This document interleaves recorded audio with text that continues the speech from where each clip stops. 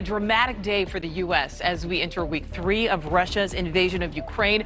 Russian forces continue advancing. The areas you see here in red are regions where they've taken control, and U.S. intelligence suggests that forces, though, have once again stalled near the capital city of Kyiv.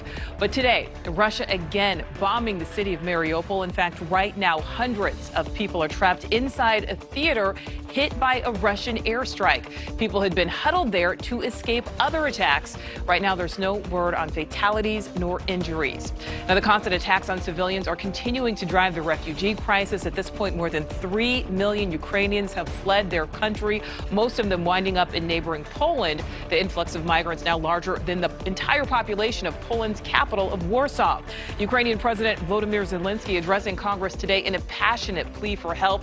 And shortly thereafter, President Biden doubling down on his support for the war-torn nation, announcing $800 million more in military aid, even sending in drones. And late today, the president calling Russia's president a war criminal. Take a second to hear that moment for yourself. Did you ask me whether I was called? Oh, I think he is a war criminal. Well, you heard her right there. NewsNation correspondent Kelly Meyer begins our coverage live from Washington. So, Kelly, Zelenskyy leaned heavily on American history to try and inspire American support. That's exactly right, Nicole. He brought up significant moments from the attack at Pearl Harbor to September 11th, to bringing up the words from Dr. Martin Luther King Jr. He was trying to pull at the heartstrings of members of Congress to move them to put the pressure on the Biden administration to do more. I call on you to do more. A passionate plea by Ukrainian President Volodymyr Zelenskyy in hiding in his war-torn country, speaking directly to Congress and President Biden.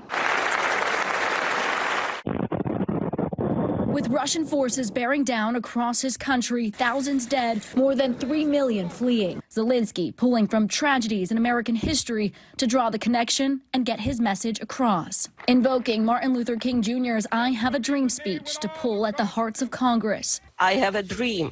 These words are known to each of you. Today I can say, I have a need. I need to protect our sky. I need your decision, your help. During his 20-minute address, the Ukrainian president showing this graphic video, the real impact of Russia's invasion. At the end, the 5 words Zelenskyy has been fighting for: close the sky over Ukraine. Russia has turned the Ukrainian sky into a source of death for thousands of people. Zelenskyy renewed his call for a no-fly zone over the country to protect from the onslaught of airstrikes from Russian forces. Is this a lot to ask for? A no-fly zone is a no-go for the Biden administration, fearing this will put Americans and Russians in direct conflict, escalating this into a world war.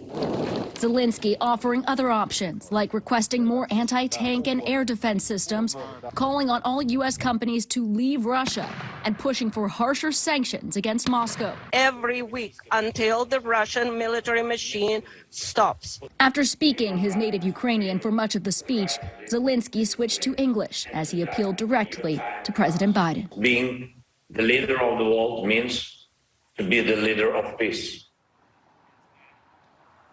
And at the end, he added, strong doesn't mean big. Strong means being brave and ready to fight. This entire speech got a standing ovation from lawmakers, both Republicans and Democrats. But whether this changes anything remains to be seen.